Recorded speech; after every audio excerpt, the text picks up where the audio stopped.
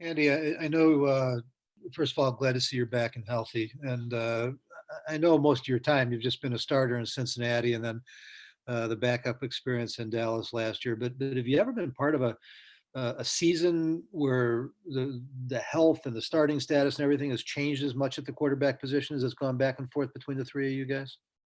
No, this has definitely been a very unique year and very different than every other year that I've been in the league.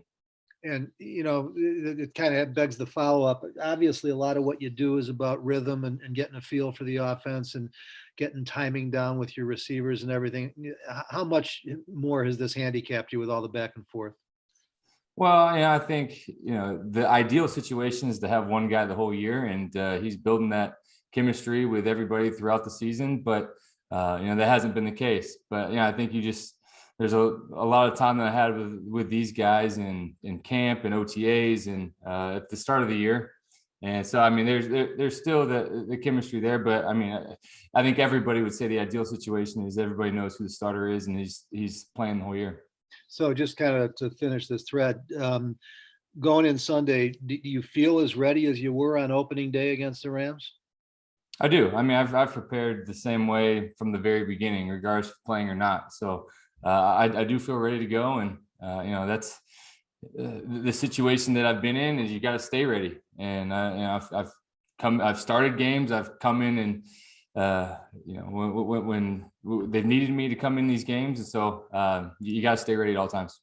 And lastly, Andy, a lot of us noticed what you did with the Parker Fund for JD, and I just want to tell you how much it means to all of us. And thank you very much.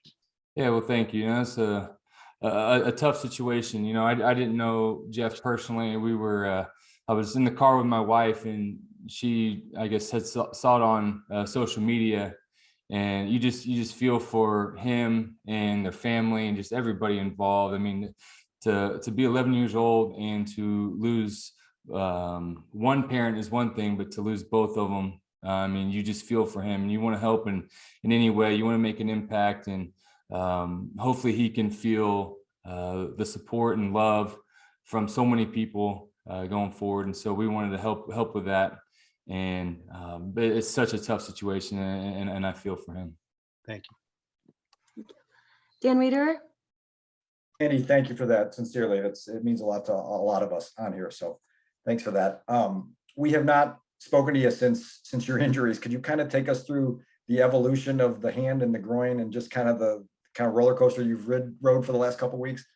Yeah, I mean, it's been a whirlwind with everything. To breaking my hand in the first quarter of the Arizona game to just having a hip flexor injury and just kind of popping out of nowhere, and then throw COVID in the mix of all of that. It's kind of been a crazy month for me, but I feel good about where I'm at now, and my body feels healthy again. So I'm happy to be where I'm at now rather than I was a couple weeks ago. We were talking to Matt just a couple minutes ago about the potential for massive wins on Sunday. I'm curious pregame how you as a quarterback kind of feel out what conditions you're in and use that to provide some feedback to the coaches. I'm going to be hoping that the wind's always going to be at our back, always going to be going where we're throwing the ball to make it easy. But no, it's one of those things you just got to gauge as you go into it. You'll know what parts of the field that you really have to worry about. I've played in games with wind before, and you kind of know where it's going. And but with gusts as high as it sounds like it's going to be, you can't predict all that. But I mean, the wind can be a factor, but both teams have to play with it. Pat Finley. Andy, you got COVID last year too, right? And how did the two compare? 2 for 2 with COVID, unfortunately, back-to-back years. Last year, I felt way worse than this year.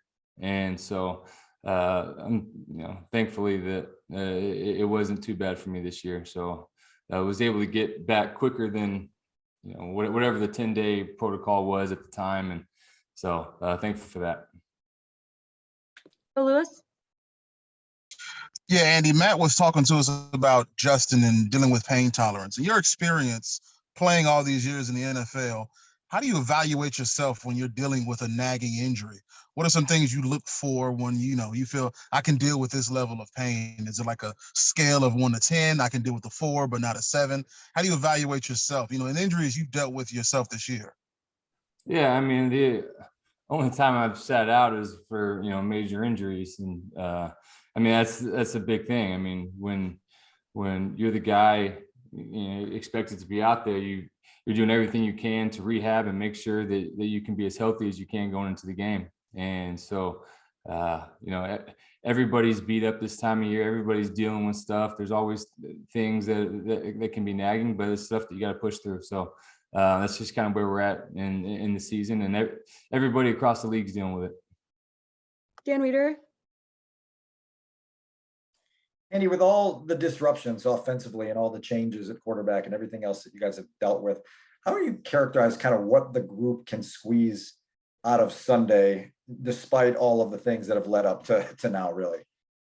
I think the thing that we can do is just lean on each other and play for each other and just go have fun out there and let it all just let loose as we go out there. I think that's the biggest thing.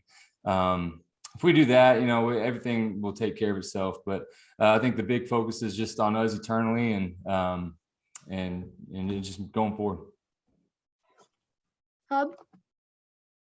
Andy, I know it wasn't the deal when you signed here, but then the draft came and Justin was drafted, and it became pretty clear that in addition to being the starting quarterback, that you were going to be asked to mentor Justin. And I wonder if you could just tell us a little bit what that experience has been like in terms of trying to be and hold on to the starting position at the same time, trying to help develop him as the quarterback of the future.